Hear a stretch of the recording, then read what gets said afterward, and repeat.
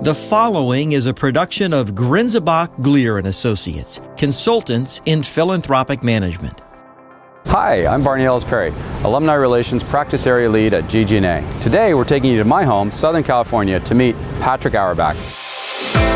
Patrick is the Associate Senior Vice President for Alumni Relations at USC, home of the legendary Trojan family, a family comprised of over 400,000 incredibly proud alumni.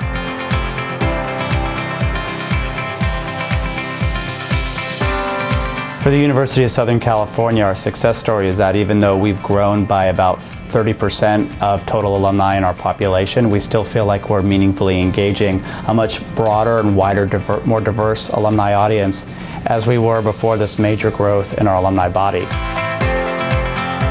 Integrity is the most important part of working in alumni relations. Integrity is on so many levels. It's integrity with your audience, which are your alumni.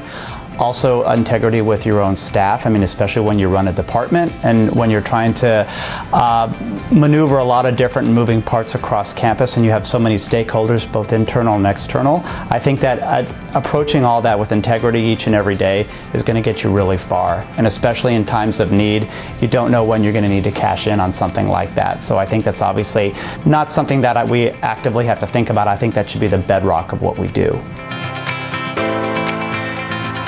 Where alumni relations is going is what we're trying to better understand, because there's a lot of different competing interests.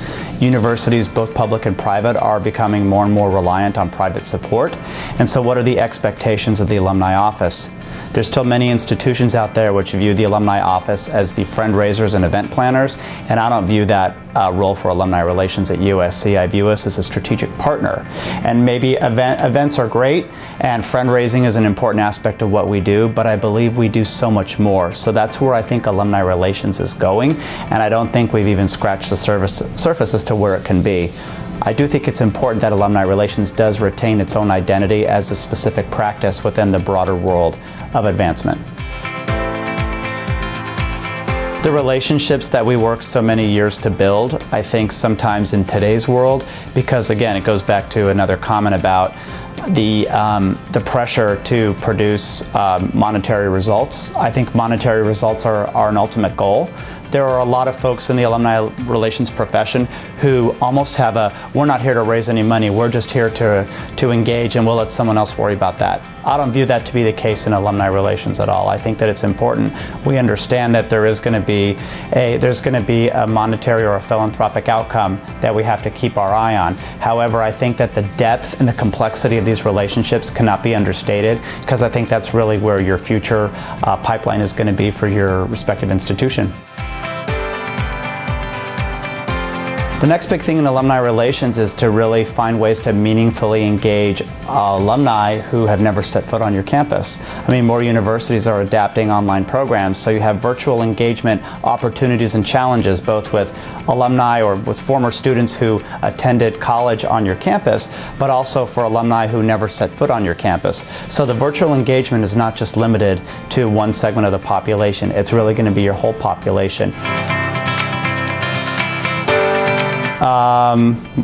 USC. Possible. Always. Necessary. You always want to do your homework, but when something's a passion for yours, you feel like it's the right move. I was in athletics before this, and I really gained a broader appreciation for the university when I was pursuing my doctorate. And so the enterprise of higher education felt like it was really it was a beck and call, and I thought, this is something where I think that my skill set that I applied in athletics could carry my university and also my career much further. So I guess there was no buyer beware there. That's part of my job, is engaging with people. You have to be a people person.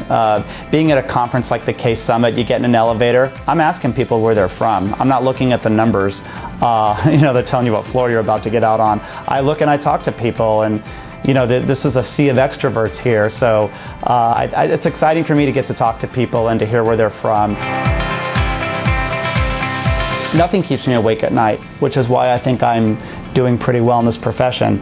Things do keep me awake at night, but I don't let alumni relations or higher ed keep me awake at night. I think having a really healthy mindset and being able, because this is such a demanding profession, even though we're all on email, we all have cells and texts and all that good stuff, when you shut off, you shut off. So when I get in bed at night, I may be thinking about something, but I do my very best to not let it keep me awake, because I know it's going to be there in the morning.